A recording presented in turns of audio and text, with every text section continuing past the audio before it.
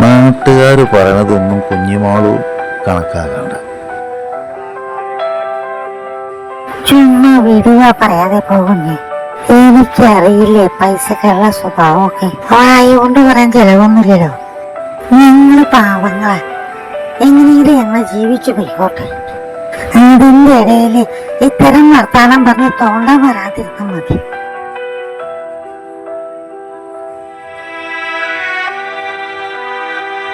ഇങ്ങനെയൊക്കെ പറഞ്ഞ ഞാനെന്തൊക്കെ പറയാ മറുപടി?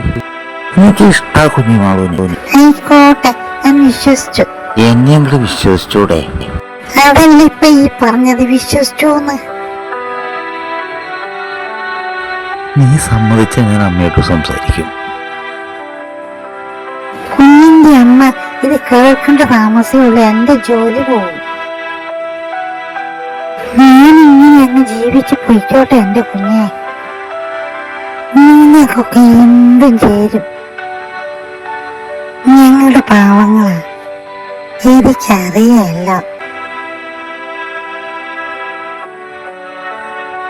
ആരോട് പണിഞ്ഞിട്ട് അവിടെ വന്നിരിക്കണേ? എന്താ കാര്യം? അത് നീ അറിയേണ്ട കാര്യം എന്താ? ഞാൻ എനിക്ക് ഇഷ്ടമുള്ളടത്ത് പോയി നിൽക്കും. ഓ, എന്ത് വേണേ ചെയ്തോന്നേ. അമ്മ പറഞ്ഞാച്ചാ ഞാൻ വന്നേ. എന്നോട് വിളിച്ചോണ്ട് വരാൻ പറഞ്ഞു. ഞാൻ വന്ന് വിളിച്ചു. ആർക്കെന്ത് ചെയ്താവുള്ളത്? എന്റെ കാര്യം നോക്കാൻ നീ എന്റെ ഭാര്യയാണോ? ആണോ? അപ്പൊ എന്നെ കെട്ടാൻ പറഞ്ഞതൊക്കെ അഭിനയായിരുന്നല്ലേ? എനിക്ക് തോന്നി. അതിന് നിനക്കെന്നെ പറ്റില്ലല്ലോ. ഇനി പറ്റിയെന്ന് വെച്ചോ അമ്മയും കുടുംബവും സമ്മതിക്കുവോ? അമ്മ അത് നോക്കാൻ എനിക്കറിയാം.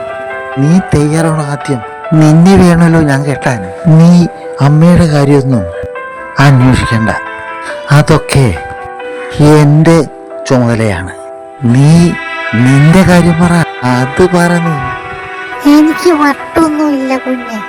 നിങ്ങളെ പോലെയുള്ള ഒരാളെ ഭർത്താവായി കിട്ടിയാൽ എനിക്കെന്താ പുളിക്കോ? എന്നോട് അത്ര സ്നേഹമാണെങ്കിൽ കഴുത്തിലൊരു മിന്നി കെട്ടി വിളിച്ചെടുക്കി വീട്ടിലേക്ക് കൊണ്ടുപോകുന്നേ ചെയ്യാൻ ധൈര്യമുണ്ടോ?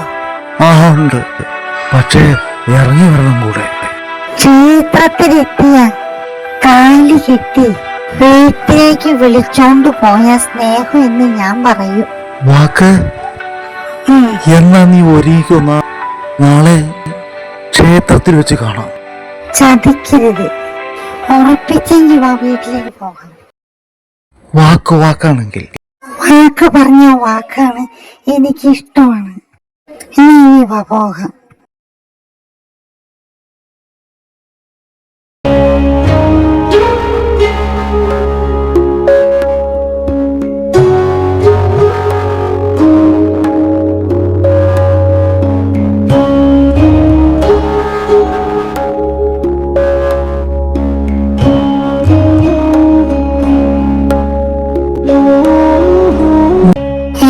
പുറത്തെ ഒരു അഗതിപ്പെടിനെ കിട്ടാൻ എന്താ കാരണം?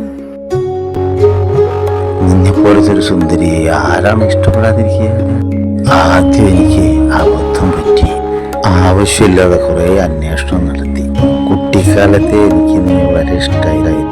8ാം തരം വരെ നമ്മൾ ഒന്നിച്ചില്ലേ സ്കൂളിൽ പോയിക്കൊണ്ടിരുന്നത്. അന്നേ നിന്നെ ഭാര്യയായിട്ട് ഞാൻ ആഗ്രഹിച്ചിരുന്നു. വീട്ടിൽ പറയാൻ പേടിയായിരുന്നു.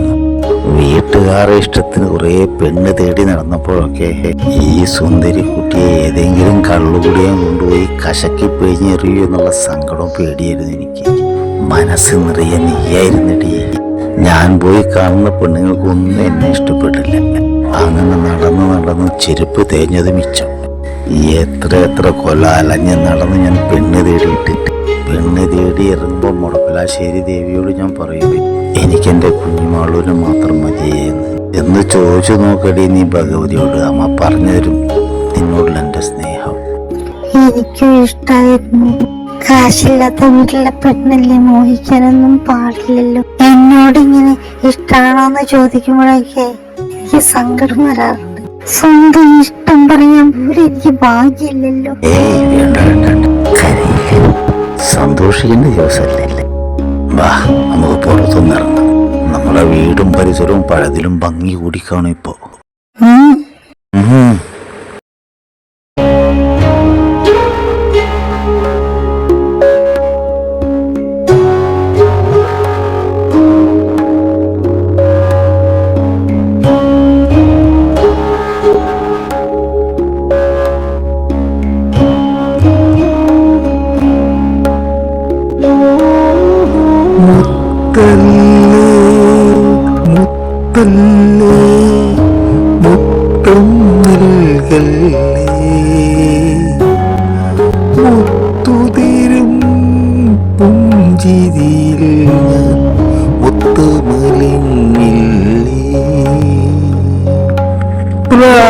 Just say it. Okay, I don't want you. How do you say that? നിന്നോട് പാൽ പുഞ്ചിരിയഴകും കടലലയിളകും മിഴിയും കവിളിലെ കാഞ്ചന കാളിമയും കാണാനായി വനിനിയും ജന്മം കാക്ഷിക്കും നിവിടെ കാമിനി ഇണയായി തുണയായി വരുമോ കാലം